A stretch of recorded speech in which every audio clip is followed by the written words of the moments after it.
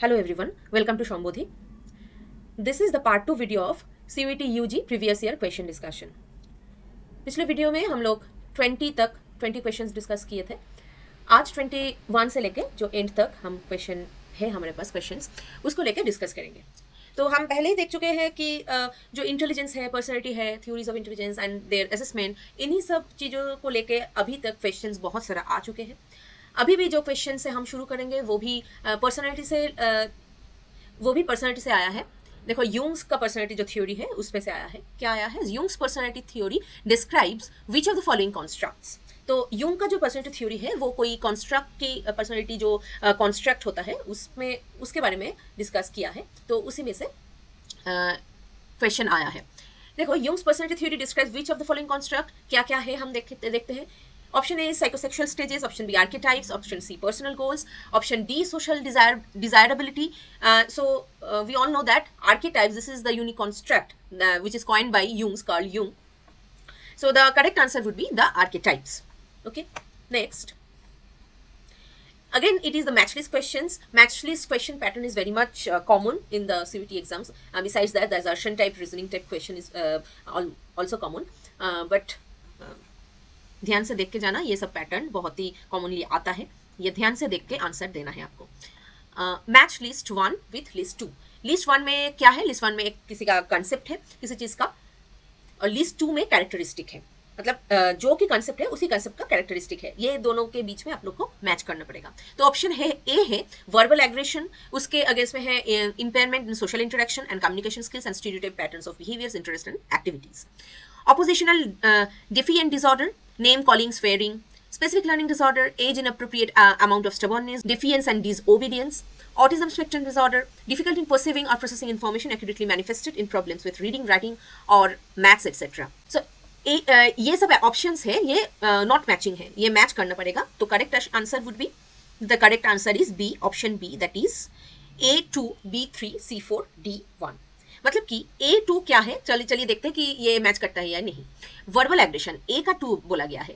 Verbal aggression means name calling, swearing, ये सब इसमें आता है. जैसे कि वर्बली ये शो कर रहे हैं, जैसे कि जो एग्रेशन जो है वो शो करने के लिए वर्बल कुछ लैंग्वेज और वर्बल परफॉर्मेंस का कोई सहारा ले रहे. तो ये होता है इसका characteristic.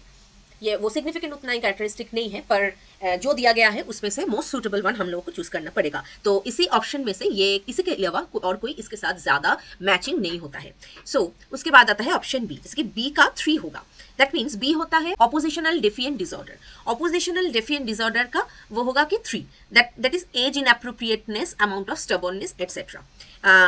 Obviously the defiance, disobedience etcetera. Okay, next होगा specific learning disorder. Specific learning disorder का क्या कैरेक्टरिस्टिक है? सी का 4, डिफिकल्टी इन परसिविंग और processing information accurately manifesting in problems with reading, writing and और मैथ्स एटसेट्रा.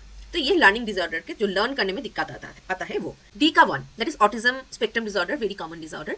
तो इसमें इसका करेक्ट मैच होगा the impairment in social interaction and communication skills and stereotype pattern of behaviours, interest and activities. Okay, ये होगा correct matches. आगे बढ़ते हैं. नेक्स्ट आता है एक्सोर्सिज्म.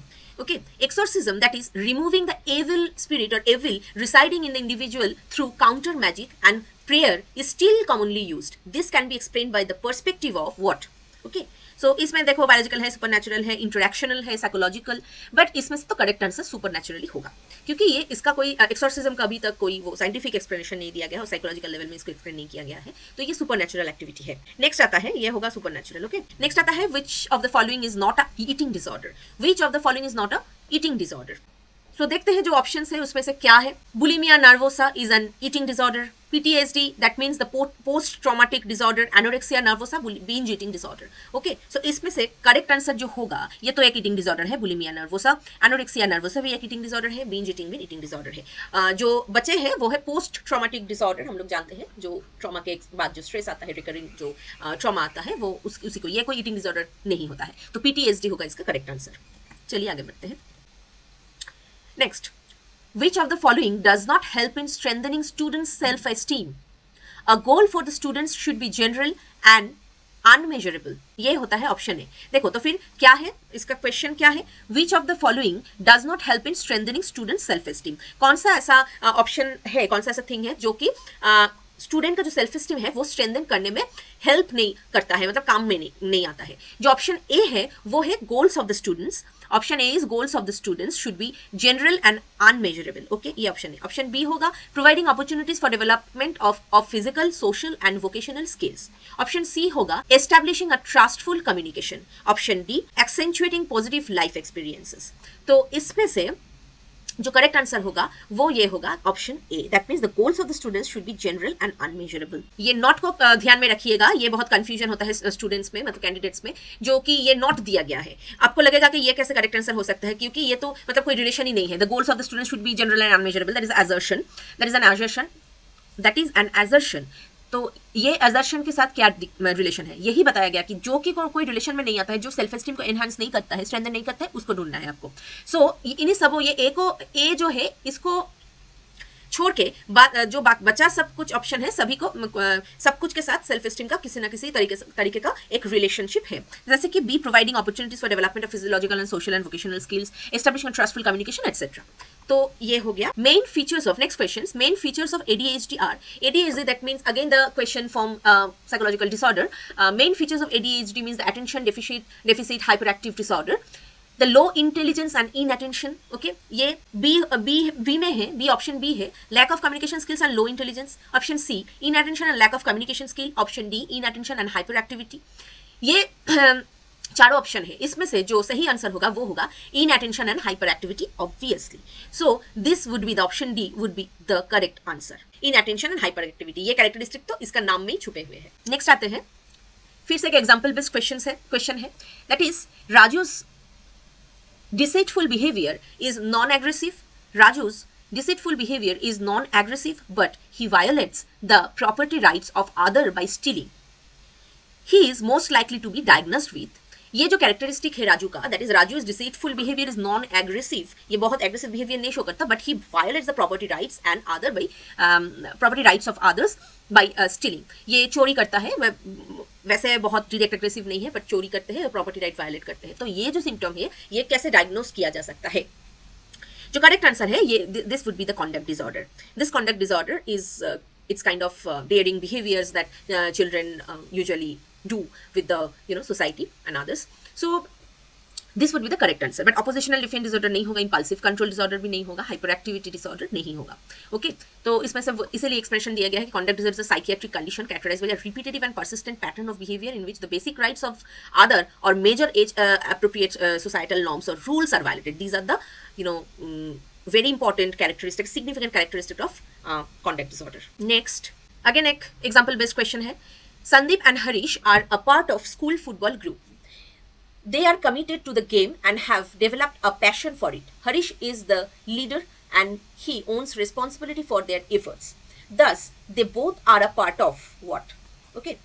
So, इसमें जो दिया गया है, जैसे कि Sandeep and Harish both are the part of school football team. They are committed to the game and have developed a passion for it. Harish is leader and owns responsibility. उसमें से जो हरीश है वो लीडर है, उसके ऊपर responsibilities है. They both are a part of what? The correct answer would be team. ये सोशल साइकोलॉजी, ग्रुप साइकोलॉजी से आया है। Okay,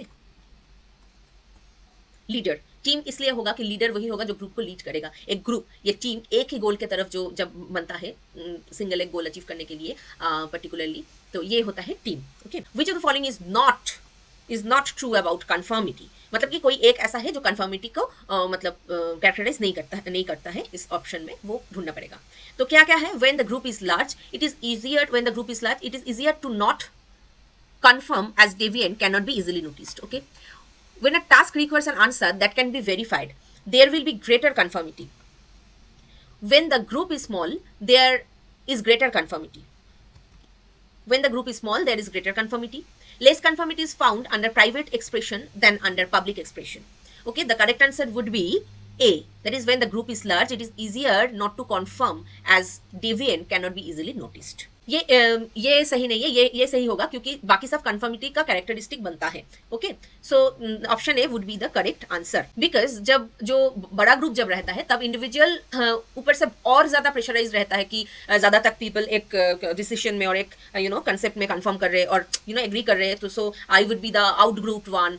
okay, if I don't agree with them, so they will easily confirm, okay, rather in in a small group. Okay, next है groups usually go through different stages of group formation as given by Tuckman. जो stages of group formation है Tuckman की theory का, उसमें से आया है. Okay, again the social psychology. वो correct answer क्या है, वो sequence क्या है? That is option B, CADBE. CADBE. That means first तो क्या होता है, people meet करता है and try to know each other and assess whether they will fit. Then आता है option A, that is group members develop norms related to the group behaviour. कोई एक नॉर्म को लेकर चलता है ताकि जो ग्रुप है वो सस्टेन करे. ओके, डी क्या होता है, the group may be disbanded after goal is achieved. Okay, जब गोल, ऐसा कोई ग्रुप हो सकता है कि जो जिस गोल के लिए जो ग्रुप बना था वो गोल अगर अचीव हो जाए, ग्रुप भी डिस्कट हो जाए. ओके, बी और बी क्या होता है, इसके बाद बी आता है, group moves towards achieving the group goal. There is conflict between members about how to achieve the target of the group. Tuckman का जो एक्सप्लेनेशन है ग्रुप का फॉर्मेशन को लेके, तो उसमें फर्स्ट में ही आएगा फॉर्मिंग, जो ग्रुप फॉर्म करता है. People meet and try to know each other, ये पहले आ जाएगा. दैट मीन्स फॉर्मिंग में ये आ जाएगा, फॉर्मिंग में ये आएगा. तो ये क्या होता है, पीपल मीट, ये पहले आएगा सी. ओके, पहले आएगा सी. सी कौन सा ये पहले में है, देखो ये ऑप्शन में, बी ऑप्शन में सी पहले है एंड डी ऑप्शन में सी पहले है. इसी दोनों में, बाकी दो ऑप्शन हम छोड़ देंगे. ओके, इसी दो में बी एंड डी में हम देखेंगे कौन सा सीक्वेंस करेक्ट है. ओके, तो इसके बाद आएगा, देखो फॉर्मिंग के बाद में आएगा स्टॉर्मिंग. स्टॉर्मिंग का क्या होता है, conflict may arise between members, मतलब स्टॉर्म्स होता है about how to achieve the target of the goal. कैसे गोल अचीव करना है इसको लेके मतलब कॉन्फ्लिक्ट चल सकता है, ये होता है स्टॉर्म के तरह. तो स्टॉर्मिंग आएगा. तो तब क्या होगा इसमें से, तो ये कौन सी होगा, ई होगा. There is conflict between members and how to achieve and target group and group goal. Okay, तो ये होगा ई. सी के बाद ई होगा, तो तभी ये हो, बी कैंसिल हो जाएगा. सी के बाद ई, डी में ही है, तो बाद बाकी आपका वो सीक्वेंस देखना नहीं पड़ेगा, ये टिक कर देना है. ओके, फिर भी जानने के लिए, जानकारी के लिए हम बता दे रहे हैं कि इसके बाद ई के बाद क्या आएगा, उसके बाद ए आएगा. That is group members develop norm, that is ये नॉर्मिंग के स्टेप में आ रहा है. ओके, नेक्स्ट आएगा B, that is group moves toward achieving the group goal. That means performing, ये performing में आता है. Okay, last but not the least, adjourning. That means after achieving the goal, ये group divert हो जाता है. ठीक है, the group may be disbanded after goal is achieved. ये हो गया आपका करेक्ट आंसर. ओके, इसमें से जो बी आंसर दिया गया है ये करेक्ट नहीं है. ओके, कभी कभार मिस्टेक मशीन से हो जाता है. नेक्स्ट और एक मैचिंग लिस्ट का क्वेश्चन है. देखो, matching list 1 concept and matching list 2 description. अच्छा, फर्स्ट कंसेप्ट क्या है, एनवायरमेंट. उसके अगेंस्ट में क्या है, refers to the literally everything that surrounds us including the physical, social, cultural of work environment. अच्छा, नेक्स्ट आ रहा है इकोलॉजी. इकोलॉजी क्या होता है, deals with psychological issues pertaining to human environment interaction. And then आता है एनवायरमेंटल साइकोलॉजी. वो क्या रेफर करता है, refers to the creativity of the human mind and express in the work of the architects and town planners. D क्या है, environmental design, refers to the study of relationship between living beings. ये match करना पड़ेगा. कैसे match करेंगे, क्या correct match होगा, that is correct answer is A1, B4, C2, D3. तो चलिए देखते हैं ये करेक्ट मैच है या नहीं है. बी का क्या आंसर है, ए का 1. ओके, सो ये 1 जब पढ़ रहे थे हमको लग रहा था यही करेक्ट आंसर होगा कि ये एनवायरमेंट जो है ये refers to the correctly actually matched, refers to the literally everything that surround us including the physical, social and etcetera environment.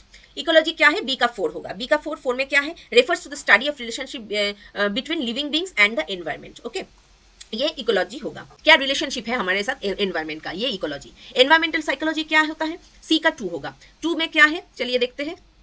Environmental psychology actually deals with the psychological issues pertaining to human environment interaction. Okay, ये simple है. And D का 3, environmental design. Environmental design actually refers to the creativity to the human mind, creativity of the human mind as expressed in the work of architect, in the work of architects and town planner. जो architect है, town planners है, उसमें से human mind का जो creativity सामने आता है, मतलब उसको वो रिफ्लेक्शन पाया जाता है. तो वो होता है एक्चुअली वो डिफाइन करता है और डिटरमाइन करता है एनवायरमेंटल डिजाइन को. This would be the correct answer. Dash refers to the ability to understand and plight of another person and feel the same as other person. ये क्या होता है, बहुत ही सिंपल है. करेक्ट आंसर है एम्पैथी. जैसे कि कोई दूसरे के जूता पहन के उसके तरफ से दुनिया को देखने का एबिलिटी होता है एम्पैथी, हम लोग जानते ही हैं. ये बहुत इजी क्वेश्चन था. ओके, 31 क्या होगा, when the source of message takes ideas, gives them meaning and puts them into message forms, it is referred as what, decoding, noise, encoding, paraphrasing, what or what. तो ये होगा, इसका correct answer होगा encoding. Encoding का मतलब जो कि हम लोग जो मैसेज जो एनकोड करते हैं, जो कि एक्चुअली हम लोग बाद में रिट्रीव कर सकते हैं. तो when the source of message takes ideas, gives them meaning and put them into message forms, it is referred as encoding.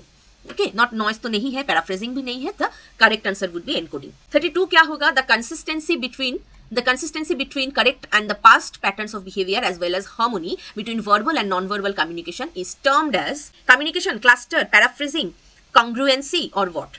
The correct answer would be the congruency. Why? The consistency between current and the past pattern of behaviors as well as the harmony between verbal and non-verbal communication is called the congruency. It's not incongruent. Okay, it's a kind of harmony pattern. Okay, ये तो cluster भी नहीं होगा, communication भी, paraphrasing भी नहीं. ये बहुत ज्यादा कंफ्यूजिंग ऑप्शंस नहीं दिया गया है, बहुत ही डायरेक्ट था. 33 pre existing groups which an individual is born into are called what? जैसे कि हम लोग का फैमिली होता है जिसमें हम बॉर्न करते हैं, जिसमें पले बड़े होते हैं, तो ये जो ग्रुप नेचुरल ग्रुप है, इसको जो प्री एग्जिस्ट करते हैं, जो कि जिसको हम चूज नहीं करते हैं, तो वो क्या होते हैं? वो फॉर्मल ग्रुप होता है या आउट ग्रुप या प्राइमरी ग्रुप या सेकेंडरी ग्रुप और व्हाट? तो correct answer would be the primary group. Okay, obviously ये भी एक डायरेक्ट क्वेश्चन था. When a person is brought up in a belief system that itself is the cause of poverty, then the belief system is known as what?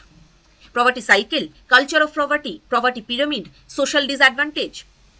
What is the belief system? So the correct answer would be the culture of poverty. So we all know that the poverty is not because of the lack of money, but is also because of the culture or the mentality of the human being. So this is the thing. तो poverty cycle भी नहीं होगा, poverty pyramid ये model को denote करता है, कुछ भी नहीं, but the culture of poverty. हम प्रॉवर्टी कल्चर में ऐसे नर्चर करते हैं मेंटेलिटी, ऐसे एट्रीब्यूट्स के एटीट्यूड को, जैसे कि हम लोग कभी बड़े होने का सपने ही नहीं देख सकते, एस्पायर नहीं कर सकते. ये होता है प्रॉवर्टी कल्चर. ये जो क्वेश्चन है इसमें एक छोटा सा पैसेज दिया गया है, इसमें से थोड़ा बहुत जो क्वेश्चन है उसको आंसर करना पड़ेगा आपको. जैसे कि ये पहले तो पैसेज को पढ़िए चलते हैं. Okay, let's read the passage. Kavita has an irrational fear of going to the unfamiliar places. Okay, she avoids going to enjoyable picnics and excursions due to this fear. She wants to pursue psychology, for which she has to move to a metropolitan city. She is worried about her fear of new places. Finally, after thinking over the present situation and her goal of pursuing psychology, she decided to take help of a psychologist who uses behavioristic approach to treat her. According to psychodynamic therapy, which factor is the cause of Kavita's disorder? Okay, ये पहला question है, passage इसी में खत्म होता है. तो pursuing psychology, she decides to take help of a psychologist who uses behaviouristic approach. वो बिहेवियरिस्टिक अप्रोच से थेरेपी देंगे. तो इसी से क्वेश्चन आता है, अगर ये साइकोडायनेमिक अप्रोच अप्लाई किया होता तो क्या होता है इसका correct option? According to psychodynamic therapy, which factor is the cause of Kavita's disorder? So that the क्या क्या ऑप्शन में है? Faulty learning, intrapsychic conflicts, faulty cognition, faulty living. ये बहुत ही डायरेक्ट है, इसका correct answer would be the intrapsychic conflicts. इसी तरीके का क्वेश्चन पहले भी इसी क्वेश्चन पेपर में आ चुका है. ओके, सो नेक्स्ट जाते हैं हम लोग.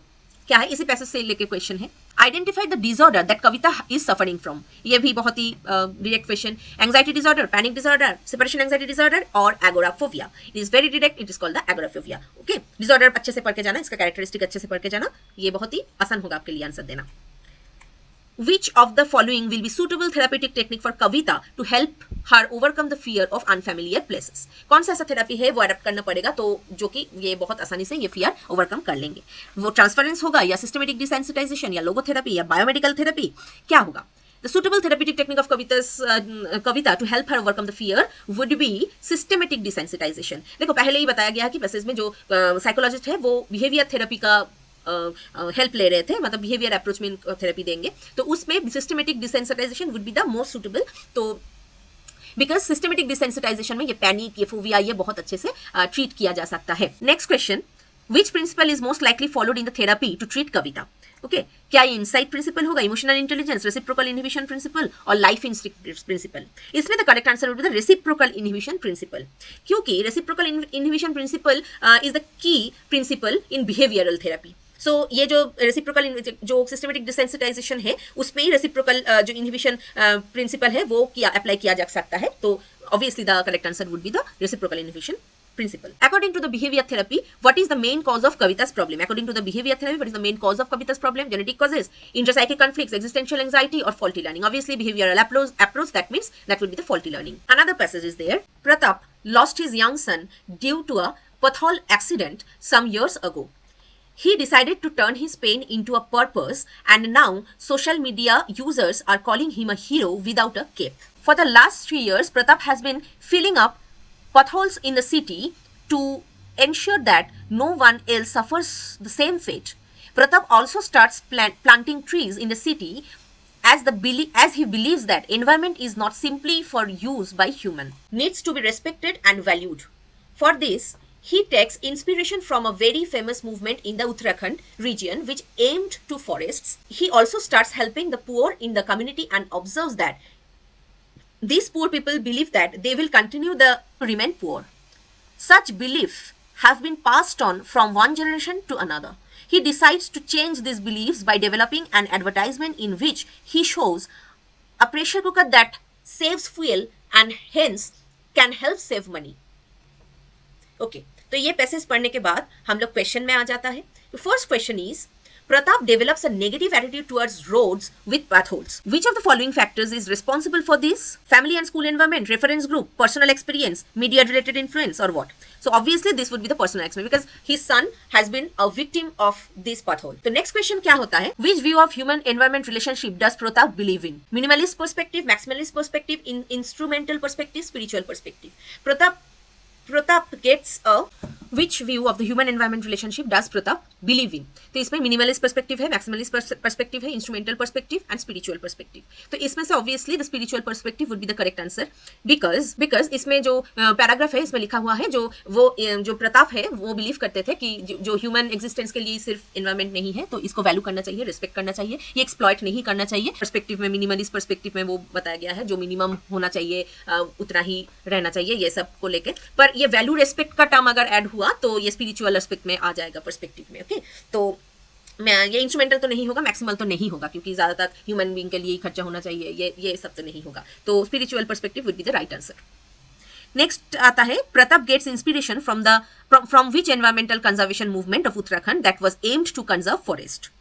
Rainbow movement, the West movement, Red West movement, Chipko movement, or Vishnoi community movement. Pratap gets inspiration from the Chipko movement. Obviously, Chipko movement जब हुए थे तब ये उत्तर प्रदेश में था, अब ये उत्तराखंड में है. तो ये Chipko movement ये नॉन वायलेंट फॉर डिफॉरेस्टेशन के विरुद्ध में जो मूवमेंट हुआ था उसमें से है. ओके तो right answer would be the Chipko movement. Last जो क्वेश्चन है वो है the poor people in the community believe that they will always remain poor. The belief system is referred to as what? Again वो same question, ये based on the paragraph only.